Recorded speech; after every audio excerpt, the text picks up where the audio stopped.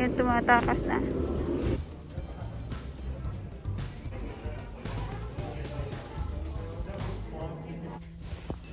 Bentley. Ayan. Hi guys! Good morning. Welcome to my channel.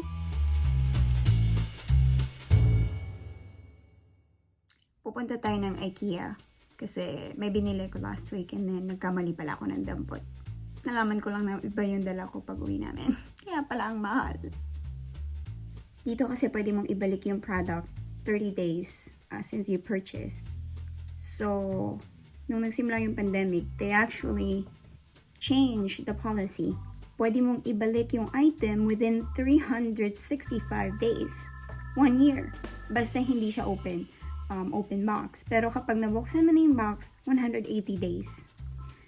So, dito pwede mong ibalik yung mga product na nabili mo within 30 days. 7 to 30 days. Pero pagdating sa mga pagkain, I don't think na pwede mong i-return. Pwede tayo magano dito, di sled, no? Sled. Bawal. Private property yan eh. Guess what time it is? 4:59 p.m. But it's madilim na agad. Maiksi ang araw kapag winter.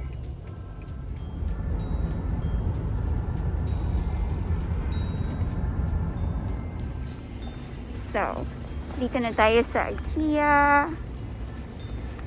There's 2 ways to shop sa Ikea. First, kung gusto mo lang makita muna yung showroom, akyat ka sa taas. Pero, kung alam mo na kung anong bibilhin mo at kung nasan yon, sanitize. Then, you go to the marketplace. Hi, how are you? Return mo na.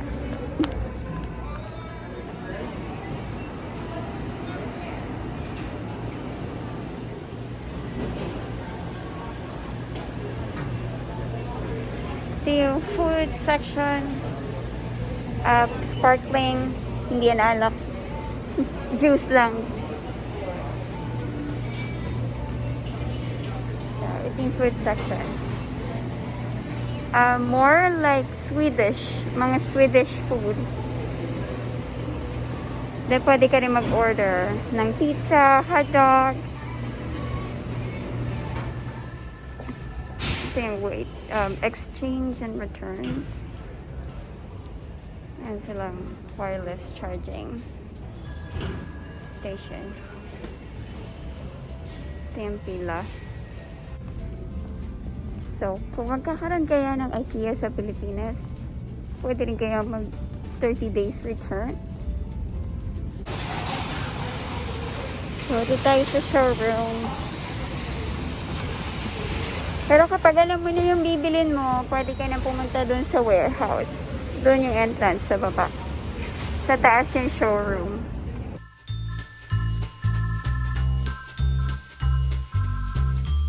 Kitchen. Kwarto. Toys. Meron na sila. This is new.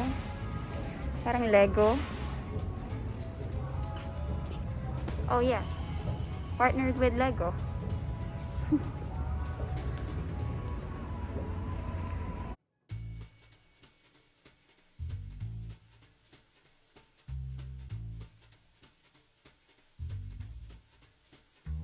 It's nice.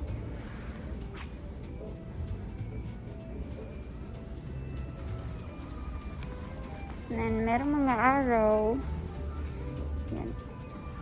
Merong mga arrow that leads you to sa warehouse. Ito yung gusto ko sa Ikea. Yung mga natutupi for small spaces.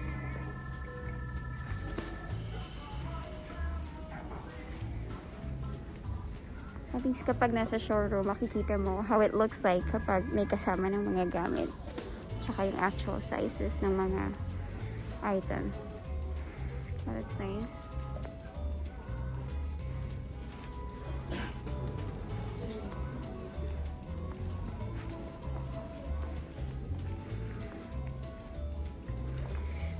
And sa mga showroom, yung mga display, meron siyang breakdown kung magkano yung total ng mga ibang gamit. Ito yung ano lang, shelving. 507 yung shelving.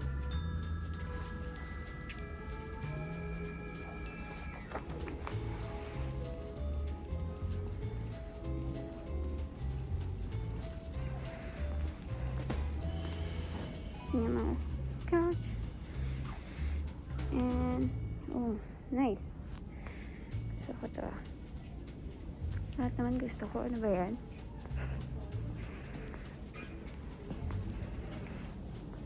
Eto, parang kulang na lang kwarto. Dining room. Yung kitchen. Ganda tong counter. Butcher table. And then living room. Tapos sa living room, merong patio. Small patio. This is kapag outdoor na patio. Kasama to. Sa Ikea din nabibili. Kitchen, dining room. They give you ideas on how to use their items. Para sa mga emo. Okay to, living room, tapos merong desk sa likod, and then cortina.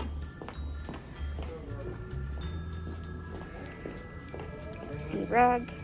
And it gives you breakdown on kung magkano yung living room in total. Mahal.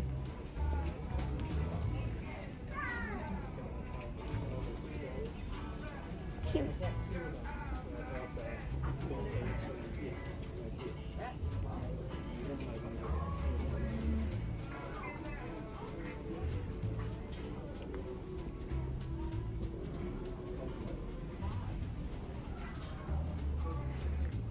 The sofa is $1,420. Cute ng chandelier, $100. $99. Hindi pa kasama ang tax.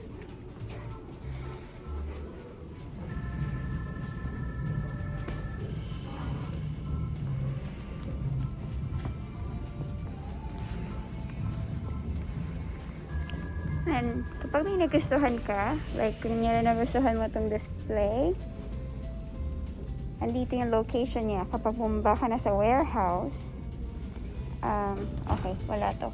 Out of stock siguro eh. Diba? Oh, halimbawa, ito.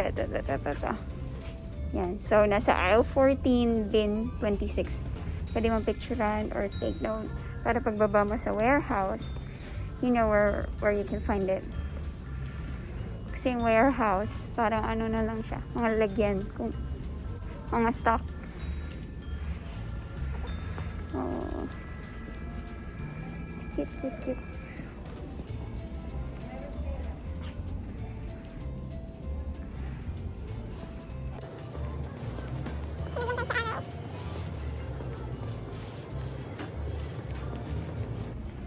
Kitchen.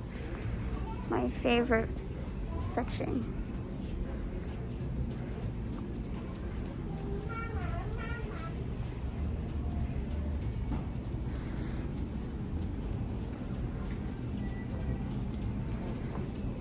So, lahat to available sa Ikea.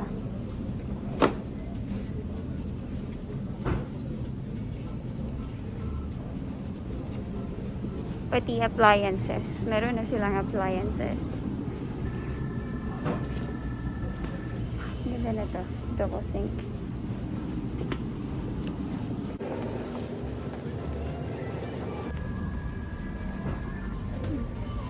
Pangsanggipsal.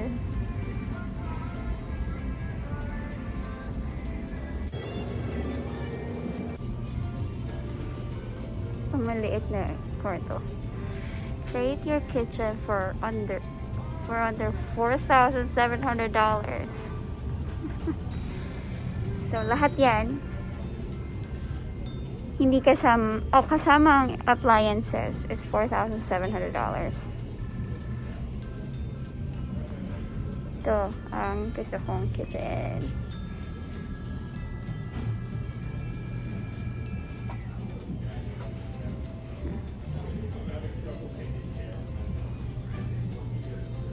Itong kitchen na to ay $7,763. No, complete price $16,000.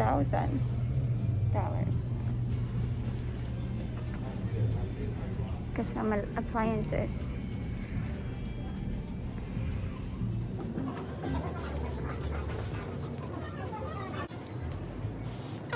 $39. Yung table, $40. So, hindi lahat maganda yung quality. Syempre, you always get what you pay for. Kaya, yung pinakamura laging madaling masira.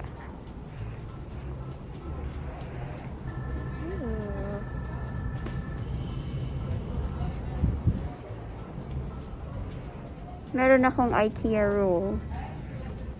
Don't buy the cheapest one. Minsan, don't buy the cheapest one kasi madaling masira. Depends on kung paano mo gagamitin. Like, kung sa upuan, don't get the cheapest one. Masisira agad. Get the next to the cheapest. Maganda rin yung mga layout. Minsan, it gives you idea. Ito, it's a whole space. Like, living room, dining, kitchen. Takes you around. Hanggang sa banyo.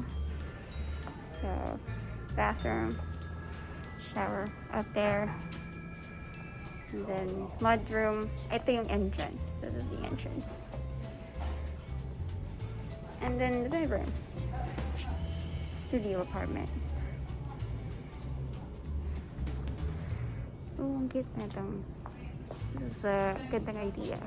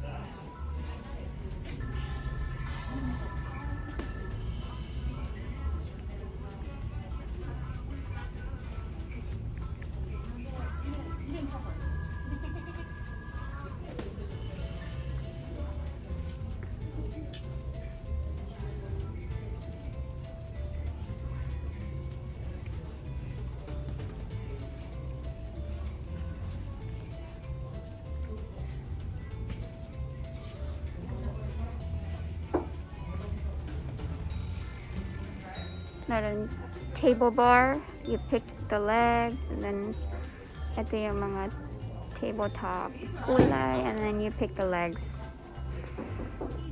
Pwede mo rin i-customize. This is a good idea for kids, bunk beds. It's the first picture I sent if you got it. And then yung study area nila. Ito yung aming future office design.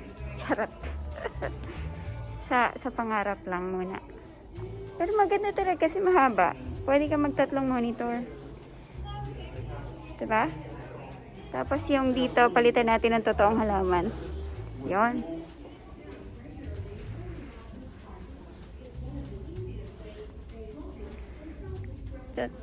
This is a cute room. Kasi ito, may pull-out bed yan. Pull-out bed. Dalawa. Pero pwede rin siya maging sofa.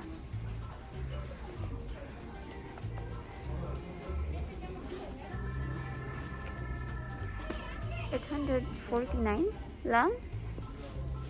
No way.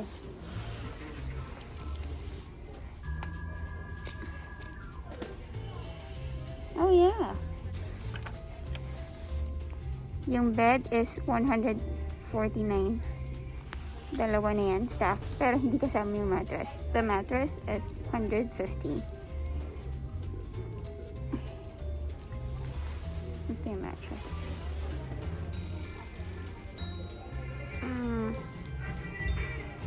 Banyo. Tigisa kayo ng sink. Tigisa rin kayo ng shower head.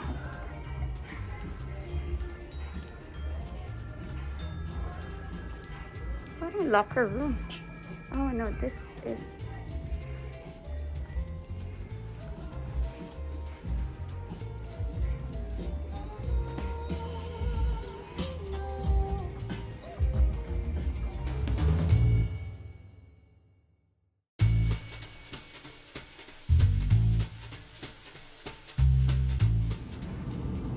Karton ng bata.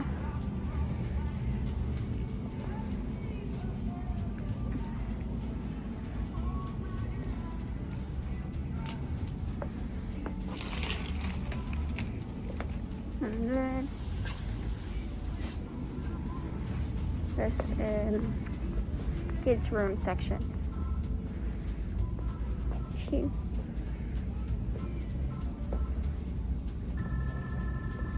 Bedding.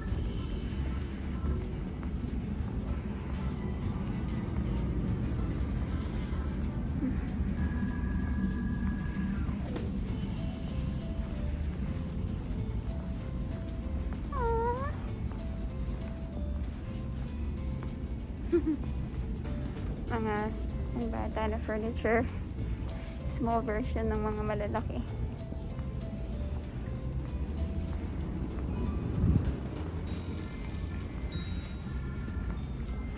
Pinakamurang bed ng bata, $64.98. Madaling masira.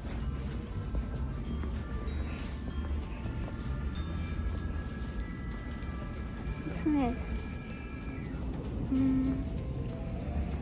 Daming toys. So, usually my restaurant, pero 2020 it's closed. The marketplace.